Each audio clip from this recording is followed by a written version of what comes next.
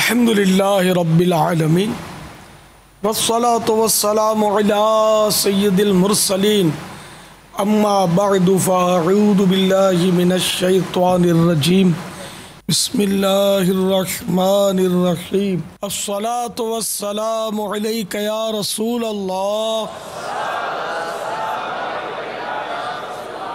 وعلی آلک واصحابک یا حبیب اللہ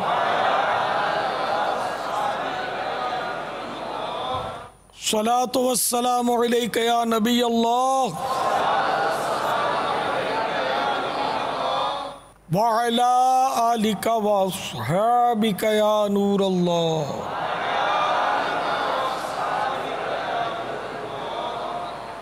فرمان مصطفیٰ صلی اللہ تعالی علیہ وآلہ وسلم جو مجھ پر ایک دن میں 50 بار درود پاک پڑھے قیامت کے روز میں اس سے مصافحہ کروں یعنی ہاتھ ملاؤں گا۔ صلو علی الحبیب۔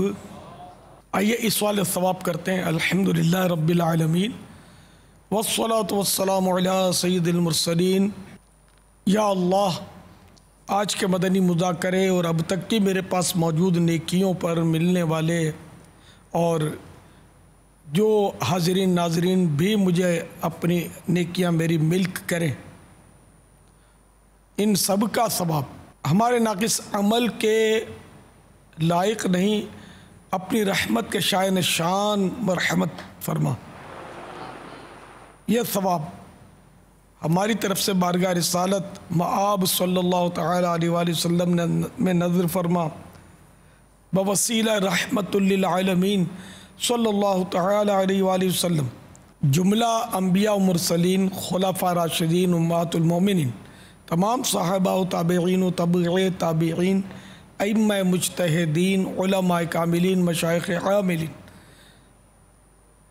تمام محدثین، مفسرین، جملہ بزرگان دین، کل مؤمنات و مؤمنین، مسلمات و مسلمین کو پہنچا، خصوصاً بالخصوص شہیدان و اسیران کربلا، جمیع اہل بیت اطہار، امام اعظم غوث اعظم امام غزالی، اعلی حضرت صدر شریعت قطب مدینہ اسد اللہ فاضل، مفتی احمد یار خان، مفتی دعوت اسلامی حاجی فاروق، حاجی زمزم رضا، تمام مبلغات و مبلغین مرحومین، خصوصاً بالخصوص شیخ العرب والعجم قطب المدینہ، خلیفہ اعلی حضرت حضرت سیدنا و مولانا شیخ ضیاء الدین احمد قادری رضوی علیہ رحمت اللہ القوی، جن کی آج شب عرس ہے، ان کو بھی اس کا ثواب پہنچا۔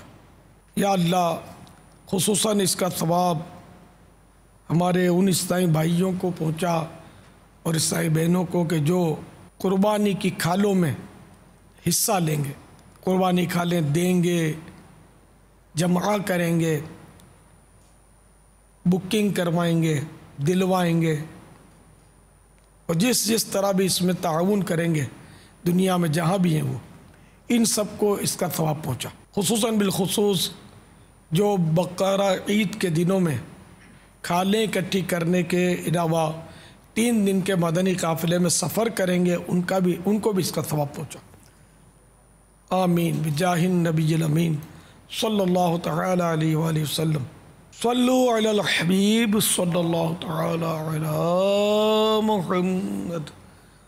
1435 ہجری کے ذوالحجۃ الحرام کی آج چوتھی شب ہے۔ دعوت اسلامی کے عالمی مدنی مرکز فیضان مدینہ باب المدینہ کراچی میں مدنی مذاکرے کا سلسلہ ہے۔ آپ سوالات کیجئے، ہر سوال کا جواب وہ بھی ثواب دے پاؤں یہ ضروری نہیں، بن پڑا تو عرض کرنے کی کوشش کروں گا، بھول کرتا پائیں فوراً میری اصلاح فرمائیں۔ مجھے آئیں بائیں شائیں کرتا اپنے موقف پر بلا وجہ اڑتا نہیں، شکریہ کے ساتھ رجوع کرتا پائیں گے انشاءاللہ۔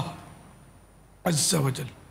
صلو علی الحبیب صلی اللہ تعالی علی محمد.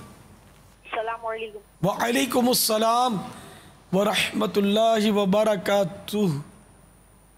میرا نام غلام یاسین استاری. میرا سوال یہ ہے کہ باپا جان آپ جب مرید بناتے ہیں تو کوئی اگر کسی کا مرید ہوتا ہے اور جب آپ کہتے ہیں کہ مرید ہوتا ہوں میں تو اسے کہنا چاہے کہ طالب ہوتا ہوں میں, اگر وہ غلطی سے کہہ دے کہ مرید ہوتا ہوں میں تو کیا وہ اپنے مرشد کی مریدین میں سے ہٹ جائے گا یا نہیں؟ رہنمائی فرما دیجیے. السلام علیکم. وعلیکم السلام ورحمۃ اللہ وبرکاتہ. مرید تو یہ اپنے پہلے پیر کا ہی رہے گا, اگر غلطی سے کہہ بھی دیا تو, کیونکہ مرید ایک پیر کا ہوتا ہے نا, اس کی بیعت ادھر سے نہیں ٹوٹے گی.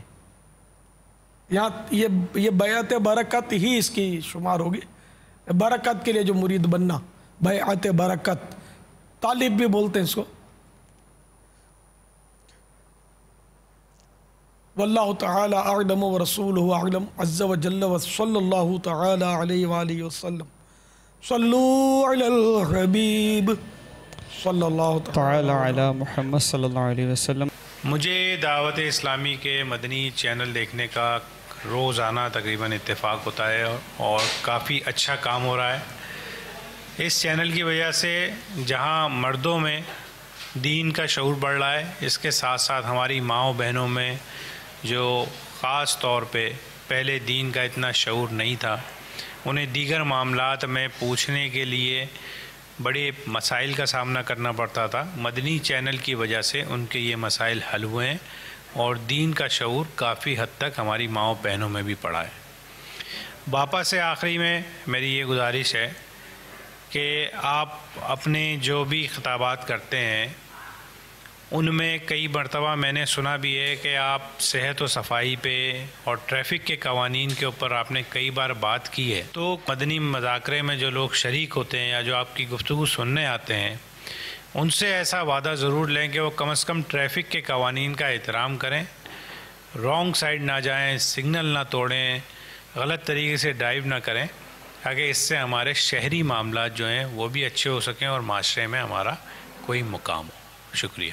ماشاءاللہ. ٹریفک کے قوانین تو واقعی اکثر قوانین ایسے ہی ہیں کہ جو ہماری بھلائی کے لیے, یہاں تک کہ بغیر لائسنس کے جو چلاتے ہیں, ڈرائیونگ لائسنس لیے بغیر, ہم تو ان کو بھی ناجائز ہی بولتے ہیں کہ ڈرائیونگ لائسنس کے بغیر اسکوٹر اکثر نوجوان چلاتے ہیں. یہ بھی غلط کرتے ہیں, ناجائز کرتے ہیں کہ اپنے آپ کو یوں ذلت پر یہ پیش کرتے ہیں. پکڑے جاتے ہیں تو رشوت دینی پڑتی ہوگی یا رشوت ہی دے کر جان چھوڑاتے ہیں عام طور پہ, ورنہ یہ کیس بنے تو مسائل اور بڑھ جائیں تو پھر جھاڑتے بھی ہوں گے ان کو ٹریفک پولیس والے. تو اس طرح یہ کہ اپنے آپ کو ذلت پر, اپنے ہاتھوں ذلت پر پیش کرنا یہ بھی تو جائز نہیں ہے مسلمان کو. تو اس لیے وہ ٹریفک کے قوانین کی پابندی کریں. کوئی ایسا ٹریفک کا قانون فی الحال میں مجھے یاد نہیں آ رہا جو شریعت کے خلاف ہو. اب ون وے ہے یا اس طرح کے جو اتنی اسپیڈ رکھو اتنی اسپیڈ رکھو, یہ دیکھا جائے تو ہماری اپنی بھلائی کے لیے, ورنہ ایکسیڈنٹ ہوتا ہے تو وہ پولیس والے تھوڑی, جو ٹریفک پولیس والا اس کو تھوڑی چوٹ لگتی ہے, چوٹ جو گاڑی میں ہوتا ہے اس کو لگتی ہے, یا جو بیچارہ روڈ کراس کر رہا ہے وہ لپیٹ میں آ جاتا ہے. تو اس طرح نقصان ہمارا اپنا ہو رہا ہے. تو یہ قانون جنہوں نے بھی بنایا تو اس میں بظاہر تو سامنے یہ کہ ہمارا اپنا بھلا ہے, تو اس لیے سب کو ٹریفک قوانین کی پابندی کرنی چاہیے. جو شریعت سے ٹکراتا ہو میں اس کی بات نہیں کرتا, جو قوانین شریعت سے نہیں ٹکراتے ان کی پابندی کرنی چاہیے. واللہ تعالی اعلم ورسولہ اعلم عز وجل وصلی اللہ تعالی علیہ وآلہ وسلم. صلو علی الحبیب صلی اللہ تعالی علی محمد. السلام علیکم ورحمۃ اللہ وبرکاتہ. وعلیکم السلام ورحمۃ اللہ وبرکاتہ. حضور میرا نام جمیل احمد اتاری ہے, میرا تعلق باب المدینہ کراچی کورنگی سے ہے. میں مجلس گوشت فروش کے تحت باپا سے یہ سوال کرنا چاہتا ہوں کہ یہ پتا ہے, اس کے اندر زرد کلر کا پانی ہوتا ہے, پانی پھینک دینے کے بعد کیا یہ پتا بھی خراب ہو جاتا ہے؟ اس کا پھینکنا جائز ہے یا اس کو استعمال کر سکتے ہیں؟ اول تو یہ پتا پھاڑا کیوں اس طرح کھڑے ہو کر؟ کیونکہ یہ پتے کے اندر جو کچھ نکلا نا یہ ناپاک ہوتا ہے. یہ تو چھینٹے اڑے ہوں گے آپ لوگوں کے کپڑوں پر، بدنوں پر، ان کو پاک بھی کرنا ہوگا. اور بلا اجازت شرعی پاک چیز کو ناپاک کرنا یہ حرام. تو اس کو بغیر اس طرح چھری مارے بھی تصویر کی ترکیب بن سکتی تھی. اور بتانا بھی ضروری نہیں تھا کہ پانی دیکھنے سے کوئی حاصل تو نہیں ہے، پتا بھرا ہوا ہے کافی ہے. تو پتا کھانا یہ حرام ہے، ٹھیک ہے نا. تو اب اس کا پانی نکل گیا تب بھی اس کا جو گوشت بچا نا، اس کا چھچڑا ہی اور کیا، تو یہ کھانے کی اجازت نہیں ہے. زرد پانی بھی اور پتا بھی یہ دونوں حرام ہے. یہاں تک کہ یہ پتا اگر آپ نے پکا لیا اندر اور یہ پھٹ گیا یا کسی طرح ایک قطرہ بھی پانی کا اندر شامل ہو گیا تو یہ آپ کی ہنڈیا کو جتنا بھی اندر ہے نا سب ناپاک کر دے گا. آپ کچھ بھی نہیں کھا سکتے اس میں سے. تو پتا تو خیر نکال ہی دیتے ہیں، مرغی کا بھی کھینچ کے نکال دیتے ہیں، پتے کے ساتھ تھوڑی کلیجی بھی نکال لیتے ہیں. یہ زیادتی کرتے ہیں. جو مطلب ماہر ہوگا نا پتا نکالنے کا تو وہ کلیجی نہیں نکلے گی، خالی پتا ہی نکلے گا. اس طرح وہ کٹ لگا کے یہ کاٹ کے نکالا جا سکتا ہے. اگر یہ پتا کلیجی میں پھٹ گیا تو مشہور یہ کہ کلیجی کڑوی ہو جاتی ہے، لیکن کڑوی نہیں ہوتی. جہاں جہاں یہ پتے کا پانی لگے گا ناپاک ہو گئی تو اس کو پاک کر لیا جائے، لیکن ارادتاً پھاڑا نہ جائے. خون حرام قطعی، کیونکہ وہ تو بالکل ہی قرآن میں اس کا نص موجود ہے نا. یعنی کہ ذبیحہ کے 22 اجزاء ہیں. یعنی اجزاء مانے جز کی جمع، جز مانے حصے. یعنی 22 چیزیں ایسی ہیں ذبیحہ میں جو ذبح کر کے جو جانور کھانا حلال ہے. مثلاً بکرا، تو اس کے اندر 22 چیزیں ایسی ہیں کہ جن کا کھانا تو یا حرام ہے یا مکروہ تحریمی ہے یا ممنوع ہے. تو جو گوشت کھاتے ہیں ان کے لیے یہ سیکھنا ضروری ہے یہ چیزیں، ورنہ غدود کھا جاتے ہیں. غدود کی پہچان بھی نہیں ہوتی. غدود کھاتے ہیں، حرام مغز کھاتے ہیں. حرام مغز بھی حرام مغز، نام ہی حرام مغز ہے، یہ بھی نہیں کھا سکتے. یہ بھی پکا ہوا ہوتا ہے اور چانپ سے نکالتے نہیں ہیں. بیچنے والے شاید وزن بڑھانے کے لیے نہیں نکالتے ہوں گے. بعد نکال بھی، پہلے تو نکالنے کا اہتمام زیادہ تھا، اب کم ہو گیا نکالنے کا اہتمام. اب ہوتی ہے، دیکھا ہے میں نے. تو یہ پھر بھی جو خوف خدا والے ہوتے ہوں گے نکال بھی دیتے ہوں گے. تو یہ 22 اجزاء کے نام پڑھ دیتا ہوں میں آپ کو تاکہ آپ کی معلومات میں اضافہ ہو. یہ فیضان سنت جلد اول کے اوپر سے صفحہ نمبر 405 پر یہ 22 اجزاء ہیں. اور ابلغ گھوڑے سوار جو کہ مکتبۃ المدینہ کا رسالہ ہے، اس میں بھی یہ 22 اجزاء موجود ہیں. یہ سب جو ہے نا یہ اس کی معلومات ہونی چاہیے. اس میں یہ 22 اجزاء جو ہیں صفحہ نمبر 37 تا 38. نمبر 1 رگوں کا خون، نمبر 2 پتا. تو یہ پتا کھانا بھی حرام ہے. مکروہ تحریم ہے. یہ کچھ مکروہ تحریمات ایسے ہوتے ہیں جن پر حرام کا لفظ بولا جاتا ہے تو اس پر بھی بولا جاتا ہے. گناہ اس کا کھانا، اور اس کا پانی اندر میں ناپاک بھی ہے. پھکنا یعنی مثانہ جس میں پیشاب جمع ہوتا ہے، اس کو انگلش میں بلیڈر بولتے ہیں. علامات مادہ و نر، یہ 4 اور 5 تھا. علامات مادہ و نر 6. بیضے یعنی کپور ہے، یہ بھی مکروہ تحریمی ہے، حرام. تو اس کو بھی ہمارے یہاں وہ کٹاکٹ لوگ کھاتے ہیں نا، کٹاکٹ میں یہ ہوتے ہیں، چاہے بیل کا ہو چاہے بکرے کا ہو. ہاں یہ کھانا حرام ہے. 7 غدود، یہ گول گول ڈیریاں ہوتی ہیں، گول ہوتے ہیں، لم گول ہوتے ہیں کھجور، یہ اپنے کیا مثال بھی کس کی دوں آپ کو، چھوٹے ہوتے ہیں، بڑے ہوتے ہیں، کئی سائزوں، لال بھی ہوتے ہیں اور پیپ کلر کے بھی ہوتے ہیں، تو یہ بھی مکروہ تحریمی ہے۔ غدود یہ گوشت میں بہت ہوتی، سری ہوتی ہے نا، جیسے بکرے کی سری، منڈی یا سر، اس میں بہت ہوتے ہیں، اور گوشت میں مختلف جگہوں پہ ہوتے ہیں، کئی جگہوں پہ ہوتے ہیں، گانٹھیں ہوتی ہیں یہ تو سالن میں بارہا پکے ہوئے میں نے دیکھے ہیں۔ یہ اس سے بھائیوں کو نہیں پتا، تو بیچاریاں ہو جو کچن میں بیٹھی بیٹھی وہ ہنڈیا پکا رہی، اس کو کیا پتا غدود کیا ہوتا ہے، حرام مغز کیا ہوتا ہے۔ یہ چیزیں الحمدللہ مدنی چینل پر باقاعدہ دکھائی گئی ہیں، جو دکھائی جا سکی۔ اب بعض چیزیں ایسی وہ حیا والا معاملہ ہوتا ہے، وہ ہم نے نہیں دکھایا چینل پہ۔ 8 حرام مغز، یہ اپنے ریڑھ کی ہڈی بھی سب نہیں سمجھتے ہوں گے یار، کیا بولتے ہیں انگلش میں،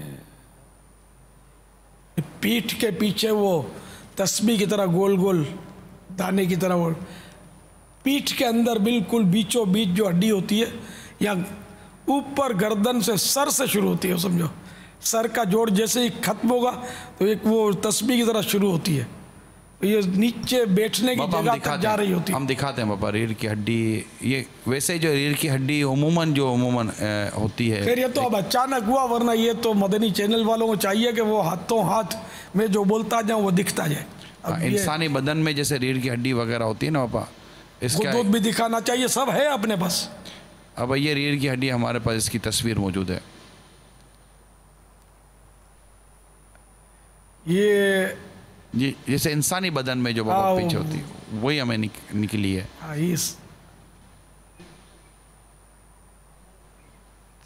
یہ انسانی ریڑھ کی ہڈی ہے، جی ہاں، تو ریڑھ کی ہڈی یہ جانور میں بھی ہوتی ہے، اس کا اپنا انداز ہوتا ہے اس ہڈی کا، پیٹھ کے بالکل بیچ میں ہوتی ہے، اس کے بیچوں بیچ ریڑھ کی ہڈی کے بیچ میں سفید ڈوری ہوتی ہے، موٹی موٹی، یہ ڈوری حرام مغز کہلاتی ہے، بالکل پیور وائٹ ہوتی ہے اور بھیجے سے ملی ہوئی ہوتی ہے، یہاں تک کہ جو بھیجا بیچتے ہیں نا اس میں بھی اس کا پیس ہوتا ہے، وہ پیس جو حرام مغز کا ہے وہ نکالنا پڑے گا، اس کو پھینک دیا جائے، کھایا نہ جائے، لیکن یہ تو سمجھ ہی نہیں آتی، کھائی لیتے ہوں گے، ملائی جیسی ہوتی ہے دیکھنے میں۔ نمبر 9 گردن کے 2 پٹھے کے شانوں تک کھینچے ہوتے ہیں، یہ پیلے پیلے پٹے جیسے ہوتے ہیں، یہ گردن سے لے کر کندھوں تک یہ 2 ہوتے ہیں، یہ بہت مضبوط ہوتے ہیں، گلتے نہیں ہیں، گلتے بھی نہیں ہیں، مگر کھانا حرام ہے اس کا، یعنی گل بھی جائے تب بھی کھانے کی اجازت نہیں ہے۔ جگر یعنی کلیجی کا خون، کلیجی کے اندر اگر کلیجی کاٹے نا تو اندر وہ چھوٹی چھوٹی رگیں ہوتی ہیں، اس میں سے خون نکلتا ہے، یہ ناپاک نہیں ہوتا مگر اس کا کھانا ممنوع۔ تلی کا خون اسی طرح وہ بھی ممنوع، میں تلی اور کلیجی کھانا حلال ہے۔ نمبر 12 گوشت کا خون کہ بعد ذبح گوشت میں سے نکلتا ہے، نہیں جو گلا کٹا اور خون نکلا یہ تو حرام ہے، قطعی حرام اور پیشاب کی طرح ناپاک، لیکن اب جو گوشت میں کچھ خون رہ جاتا ہے تو وہ ناپاک نہیں ہے مگر اس کا کھانا ممنوع۔ نمبر 13 دل کا خون۔ 14 پت یعنی وہ زرد پانی کے پتے میں ہوتا ہے، تو یہ بہار شریعت صفحہ 391 مسئلہ نمبر 20، ہر جانور کے پتے کا وہی حکم ہے جو اس کے پیشاب کا۔ حرام جانوروں کا پتا نجاست غلیظہ اور حلال کا نجاست خفیفہ ہے، یعنی پتے کا پانی جو ہے، حلال جانور کے پتے کا پانی نجاست خفیفہ ہے تو ناپاک، تو اس لیے ناپاک ہے، اس لیے یہ بھی کھانا جائز نہیں ہے۔ اچھا ہاں، پہلی بہار شریعت پہلی جلد اور اس کا حصہ دوسرا۔ 15 ناک کی رطوبت کے بھیڑ میں اکثر ہوتی ہے۔ ناک میں جو جسے ہم جس کو رینٹھ بھی بولتے ہیں، ناک سنکتے ہیں جو مواد نکلتا ہے نا گاڑا گاڑا، تو یہ جانور کا جو ذبیحہ ہے اس کا یہ کھانا جو ہے ممنوع ہے۔ یہ بھی یہ عموماً بھیڑ میں زیادہ ہوتا ہے۔ 16 پاخانے کا مقام۔ 17 اوجڑی، 18 آنتیں، 19 نطفہ، 20 وہ نطفہ کے خون ہو گیا۔ نمبر 21 وہ نطفہ کے گوشت کا لوتھڑا ہو گیا۔ 22 وہ کے یعنی وہ نطفہ جو پورا جانور بن گیا اور مردہ نکلا یا بے ذبح مر گیا۔ سمجھدار قصاب بعض ممنوعہ چیزیں نکال دیا کرتے ہیں، مگر بعض میں ان کو بھی معلومات نہیں ہوتی یا بے احتیاطی برتتے ہیں، لہذا آج کل عموماً لا علمی کی وجہ سے جو چیزیں سالن میں پکائی اور کھائی جاتی ہیں تو ان کی معلومات سب کو کرنی چاہیے۔ اور یہ رسالہ ہے جو نا ابلغ گھوڑے سوار، اس میں کچھ تفصیل بھی دی ہوئی ہے۔ واللہ تعالی اعلم ورسولہ اعلم عز وجل وصلی اللہ تعالی علیہ وآلہ وسلم۔ صلو علی الحبیب صلی اللہ تعالی علی محمد۔ میں محمد اسلم کالسل بول رہا ہوں، لاہور پنجاب سوسائٹی سے۔ میں گزارش یہ کرنا چاہتا ہوں کہ میں نے اکثر دیکھا ہے کہ لوگ نماز میں اتنی غلطیاں کرتے ہیں، اتنے غلط طریقے سے نماز ادا کر رہے ہوتے ہیں کہ اگر ان سے کہو تو وہ آگے سے الٹی سیدھی باتیں کر دیتے ہیں۔ میں عمر بول رہا ہوں لاہور شہر سے۔ حضرت صاحب سے میرا یہ سوال یہ ہے کہ میں یہ جاننا چاہتا ہوں کہ اگر کوئی بندہ نماز پڑھ رہا ہے اور وہ غلط نماز پڑھ رہا ہے اور مجھے پتا ہے کہ میں اس کو اگر منع کروں گا تو یہ بندہ برا مان جائے گا یا مجھ سے لڑے گا یا یہ ہو سکتا ہے کہ نماز پڑھنا چھوڑ دے میرے سامنے، تو کیا میں اس کو سمجھاؤں کہ نہ سمجھاؤں؟ شکریہ۔ دونوں کا حاصل یہی ہے کہ نماز کی غلطیاں، تو اب یہ کہ کوئی نماز غلط پڑھ رہا ہے، اب اس میں بھی غلطیاں بعض ایسی ہوتی ہیں جو مکروہ تنزیہی ہوتی ہیں، بعض مکروہ تحریمی ہوتی ہیں، بعض ایسی غلطیاں ہوتی ہیں جن سے نماز ہوتی ہی نہیں ہے۔ یا اسی طرح مسجد کی بے ادبی، کوئی واقعی بے ادبی کر رہا ہے، مسجد میں چیخ رہا ہے یا نعوذ باللہ گندگی کر رہا ہے مسجد میں جس کو گندگی کہا جا سکے، واقعی وہ گندگی کرنا کہلا ہے، ٹھیک ہے نا۔ تو اب یہ کہ کوئی ایسا، تو اب اگر اس میں جیسے مکروہ تنزیہ فعل ہے تو یہ گناہ نہیں ہے، کوئی ایسا کر رہا ہے مکروہ تنزیہ فعل اس میں نماز میں، تو اب اس کو سمجھانا واجب تو نہیں کہا جائے گا، یہ سمجھانا چاہیے، میں بھی ثواب ملے گا، تو سمجھانے والے کو معلومات بھی ہونی چاہیے، ورنہ یہ کہ وہ کچھ کا کچھ ہو جائے گا۔ پھر یہ بھی غور کر لیا جائے کہ یہ کہیں کسی مجبوری کی وجہ سے تو ایسا نہیں کر رہا، بعض اوقات آدمی مجبور ہوتا ہے کہ وہ غلطی اس کے لیے، اس کے حق میں یہ غلطی نہیں ہوتی، اگرچہ وہ غلطی ہوتی ہے، وہ معذور ہوتا ہے، مجبور ہوتا ہے، تو یہ غور کر کے کہ اس کو کوئی پریشانی تو نہیں، تکلیف تو نہیں جس کی وجہ سے وہ نماز میں اس طرح نماز پڑھ رہا ہے۔ تو اب یہ کہ اگر وہ فعل مکروہ تحریمی ہے یا ایسا ہے کہ نماز ہوتی ہی نہیں اور آپ کا ظن غالب آ گیا کہ اس کو میں بتاؤں گا تو یہ مان جائے گا، تب تو بتانا واجب ہو جائے گا، اور اگر ایسا نہیں ہے، پتہ نہیں مانے گا نہیں مانے گا یا آپ سوال میں دے کہ لڑائی کرے گا، تو ایسی صورت میں بتانا واجب نہیں ہے۔ اور اگر لڑائی نہیں کرتا اور جیسے نارملی لوگ ہیں کہ وہ سنی انسنی کر دیتے مانتے نہیں ہیں، تو ایسوں کو بھی بتانا مستحب ہے، ثواب ملے گا بتانے کا۔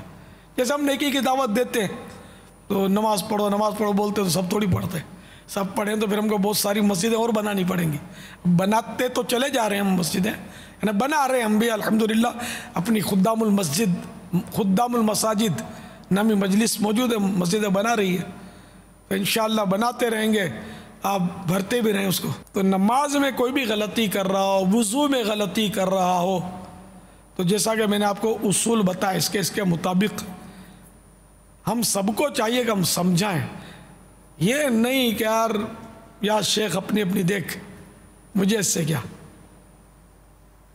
بلکہ بتانا چاہیے۔ غالباً ایک بار میں ملک سے باہر تھا اور کوئی پہلی صف میں نماز پڑھ رہا تھا، وہ براہ راست وہ کچھ چل رہا تھا سلسلہ، شاید کوئی ایسا غلطی کی تھی، وہ چادر لٹکا کر، جیسے یوں چادر لٹکا کر اگر دونوں سرے جیسے یوں لٹکی ہوئی چادر، تو نماز میں یہ اس طرح نماز پڑھنا مکروہ تحریمی ہے۔ اگر ایک سرا پیٹھ پر ایک پیٹ پر تب بھی مکروہ تحریمی ہے، اور اگر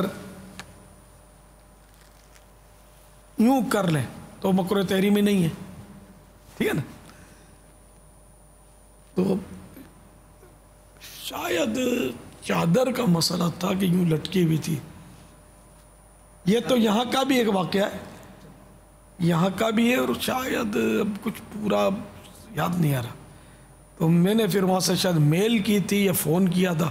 میرا ظن غالب ہوا کہ یہ جب یہاں فیضان مدینہ میں اجتماع میں آئے گا، پہلی سب میں نماز پڑھے گا، تو ظن غالب کرتے دیر نہیں لگتی کہ میں بولوں کہ چادر کے یوں سرے رکھنے سے نماز مکروہ تحریمی ہوتی ہے، تو وہ مجھ سے اختلاف کرے اس کا چانس نہیں ہے۔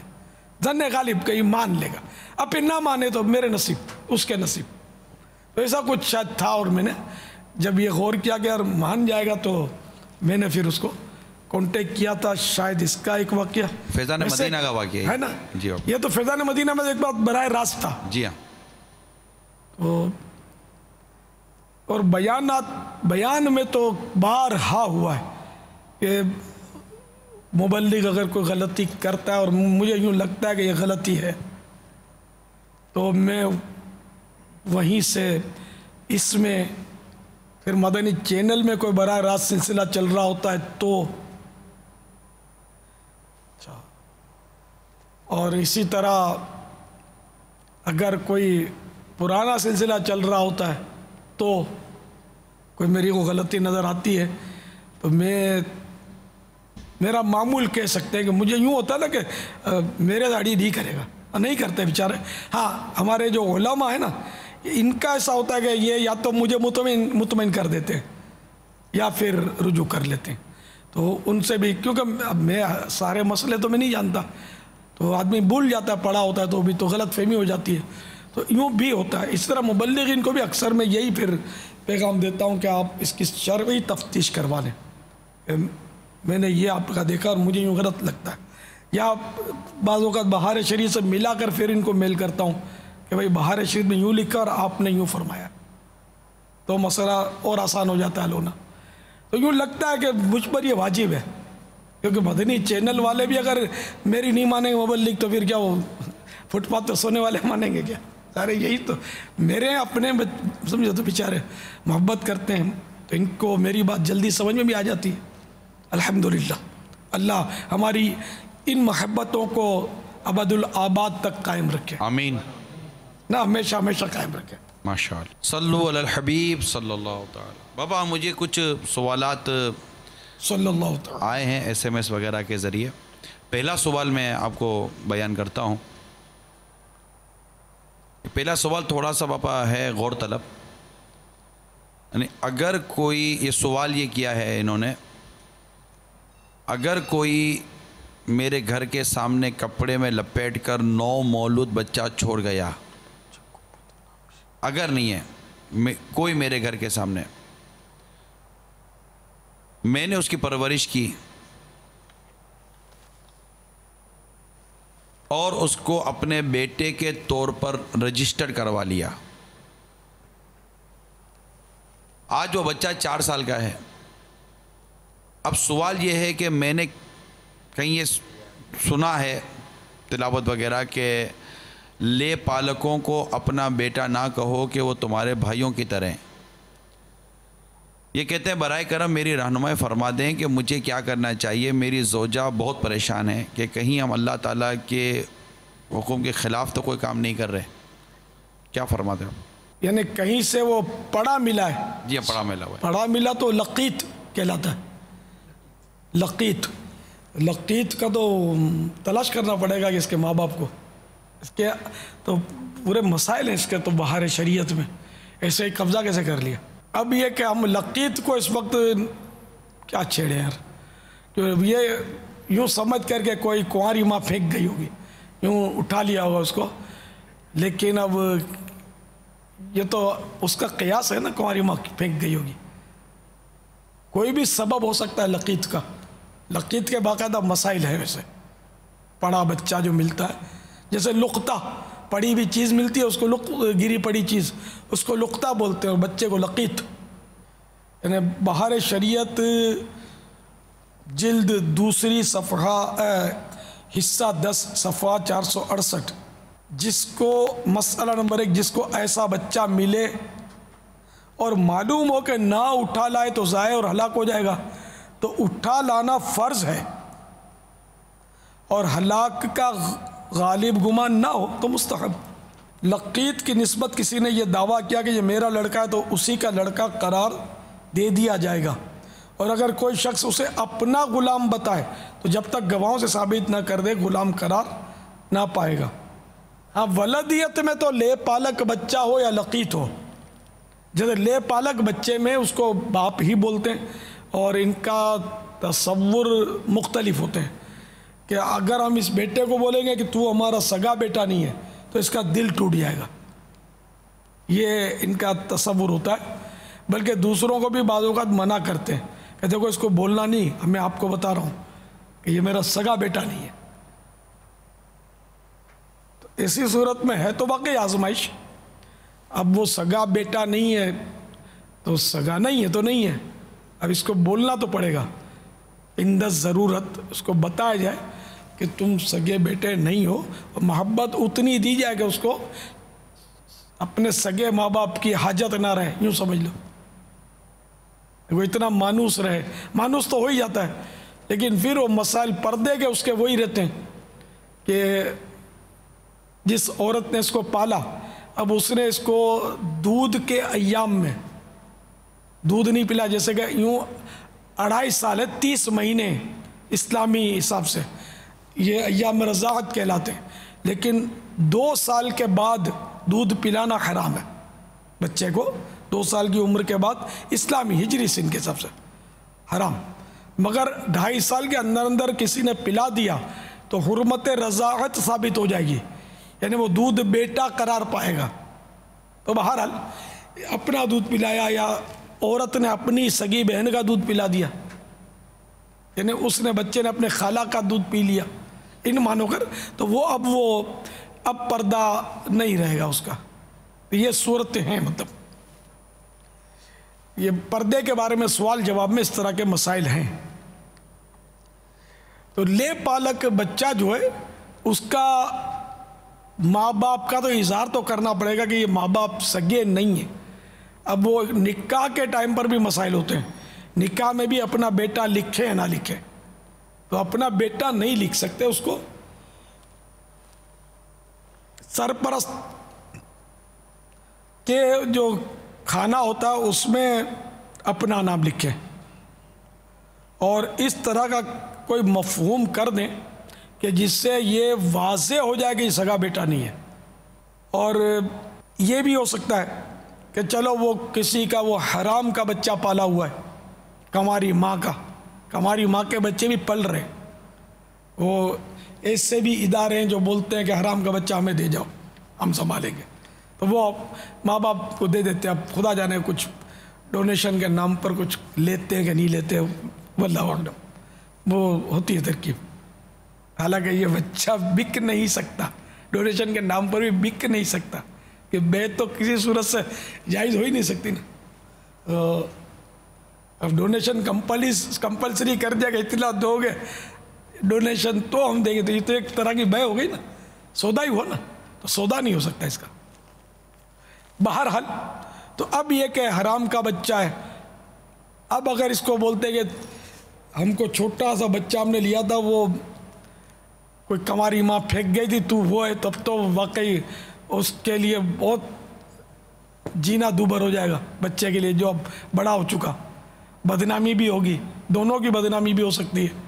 تو ایسی صورت میں یہ وضاحت کیے بغیر یہ کہا جائے کہ بھئی ہم نے تو اس کو جب سے دودھ پیتا بچہ تھا اس وقت سے پالا ہے، حلال حرام کی آپ وضاحت نہ کریں، اور یہ پڑا ہوا بچہ ملا، میں تو اس میں بھی کنفیوز ہوں کہ اس کو 100% حرام کا بولیں کیسے؟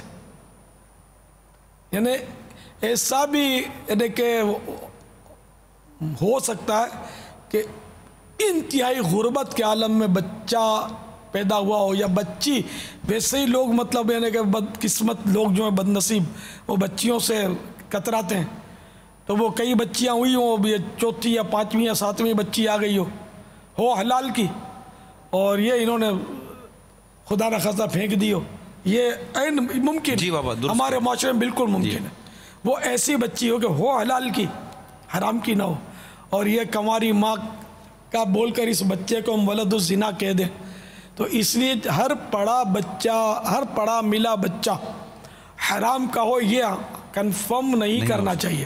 اخبار والے کنفرم ہی کرتے ہیں، شاید پولیس والے بھی کرتے ہوں گے، جو بھی ہے رپورٹیں اور جو بنتی ہوں، میرا خیال ہے اس کو حرام نے کہ اب تک چرچا اس کا یہی ہے کہ وہ حرام کا بچہ، کماری ماں کا بچہ جو پڑا ملتا ہے، تو اس کو تھوڑا دیکھ لیں، اس پر غور فرما لیں، جب تک یقینی معلومات نہ ہو 100%، تو اس وقت تک یا شرعی گواہ سے ثابت نہ ہو، جو بھی شریعت کے تقاضے وہ پورے نہ ہو، اس وقت تک کسی بچے کو ولد الحرام ولد الزنا قرار نہ دیا جائے۔ بہرحال تو یہ کہا جائے کہ ہم مطلب یعنی کہ دودھ شیر خارگی کے عالم سے اس کو دودھ پیتی حالت میں ہم نے اس کو پالا ہے، ہمارے بیٹے کی طرح ہے، ہماری بیٹی کی طرح ہے، طرح ہونا اور چیز ہے، اور بیٹی سگی بیٹی ہے یہ کہنا یہ چیز اور ہے۔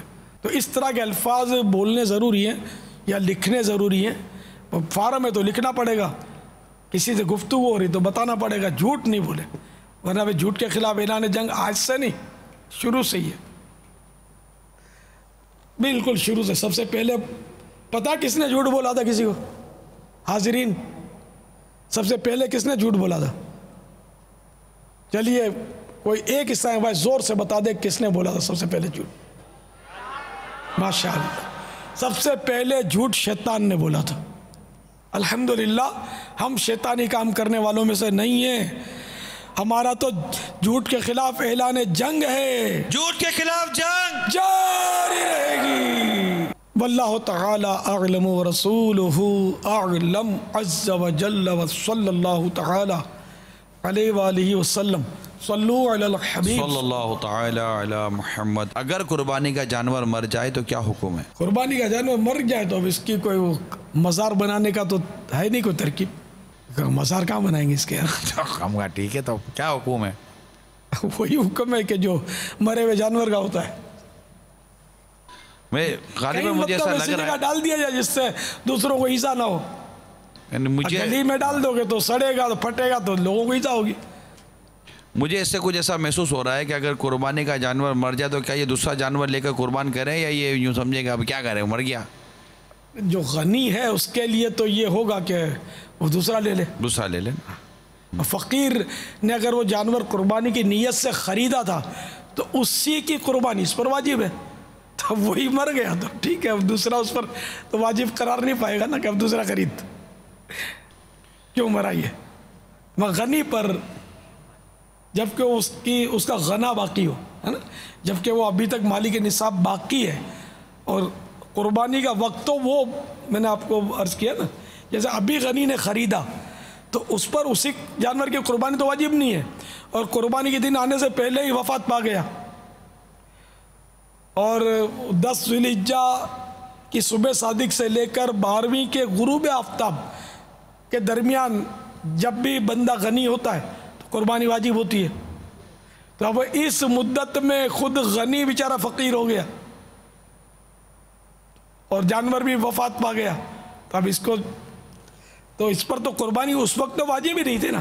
غنی نے جب جانور خریدا، جیسے آج چوتھی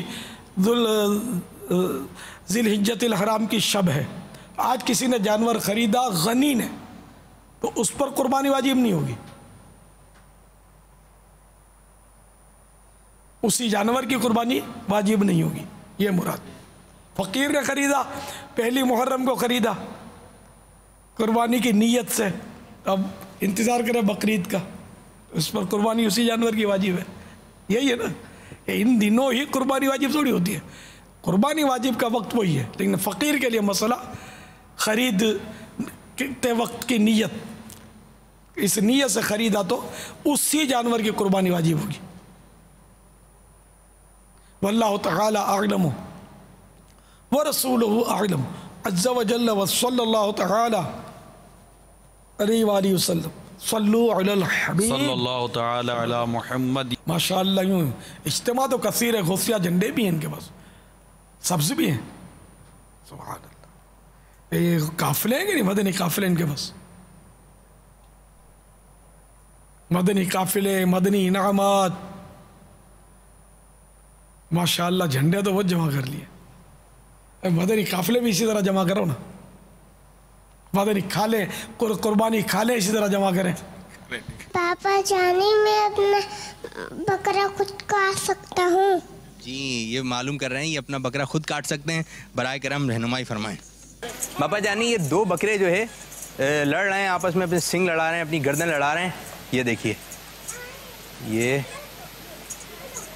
اب یہ دونوں لڑ رہے ہیں، بہت بری طریقے سے لڑ رہے ہیں. اب یہ منڈی میں اس قسم کا بھی سما ہوتا ہے، تو اس وقت مالک کو کیا کرنا چاہیے؟ اور یہ جو بکرے لڑ رہے ہیں بری طریقے سے، کیا ان کا بھی حساب کتاب ہوگا بروز قیامت؟ تو یہ وضاحت کرتا چلوں کہ یہ جو بکرے کی جو لڑنے کا انداز ہے، یہ